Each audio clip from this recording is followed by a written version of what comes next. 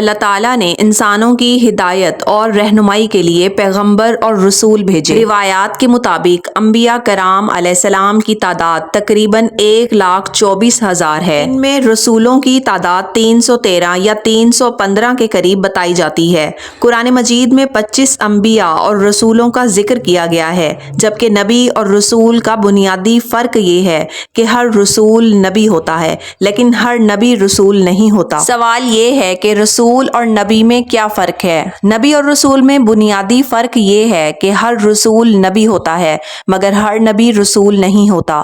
رسول نئی شریعت اور کتاب لاتے ہیں جبکہ نبی سابقہ شریعت کی تبلیغ کرتے ہیں۔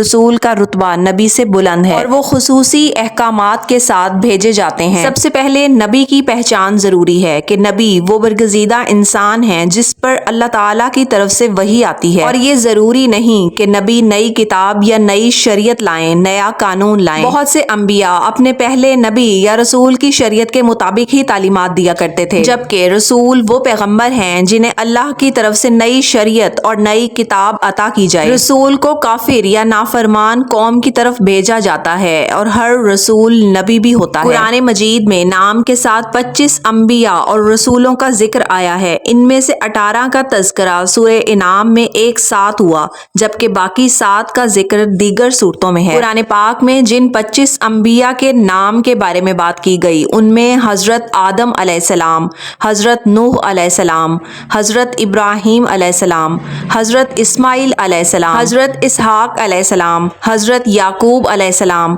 حضرت یوسف علیہ السلام، حضرت لوط علیہ السلام، حضرت ہود علیہ السلام، حضرت صالح علیہ السلام، حضرت شعیب علیہ السلام، حضرت موسیٰ علیہ السلام، حضرت ہارون علیہ السلام، حضرت داؤد علیہ السلام، حضرت سلیمان علیہ السلام، اور بھی انبیاء کرام علیہ السلام کا ذکر جن میں حضرت ایوب علیہ السلام، حضرت یونس علیہ السلام، حضرت الیاس علیہ السلام، حضرت زکریا علیہ السلام، حضرت یحییٰ علیہ السلام، حضرت عیسیٰ علیہ السلام اور حضرت ادریس علیہ السلام، حضرت محمد مصطفیٰ صلی اللہ علیہ وسلم۔ قرآن کریم میں اللہ تعالیٰ نے فرمایا ہے کہ اس نے بہت سے رسول بھیجے جن میں کچھ کا ذکر قرآن مجید میں ہے اور کچھ کا نہیں۔ قرآن پاک کی سورہ انعام میں 18 انبیاء اور رسولوں کا ذکر ہے۔ اب اگر بات کی جائے نبوت کی تو نبوت کسے کہتے ہیں؟ نبوت کے بارے میں بتایا جاتا ہے کہ اس کا لغوی معنی پیغام پہنچانا، بلند ہونا یا خبر دینا ہے۔ اسلامی اصطلاح میں نبوت اللہ تعالیٰ کی طرف سے انسانوں کی ہدایت اور رہنمائی کے لیے منتخب کیے ہوئے نبی کو وحی کے ذریعے اپنا پیغام اور شریعت عطا کر کے بھیجنے کا منصب ہے۔ نبی اپنی زندگی اور اعمال سے اللہ کی مرضی بیان کرتے ہیں۔ حضرت محمد مصطفیٰ صلی اللہ علیہ وسلم اللہ کے آخری نبی اور رسول ہیں جن کے بعد کوئی نبی نہیں آئے گا۔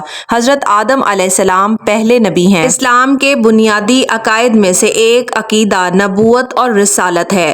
رسول کے معنی ہیں پیغام پہنچانے والا، اور شریعت کے اصطلاح میں رسول اسے کہتے ہیں جو اللہ تعالیٰ کا پیغام اس کے بندوں تک پہنچائے۔ اور لفظ نبی کے معنی ہیں خبر کرنے والا، خبر کے ہیں، اور شریعت کی اصطلاح میں نبی اللہ تعالیٰ کے اس منتخب بشر کو کہتے ہیں جسے اللہ نے اپنے بندوں کی ہدایت اور رہنمائی کے لیے مبعوث کیا ہو۔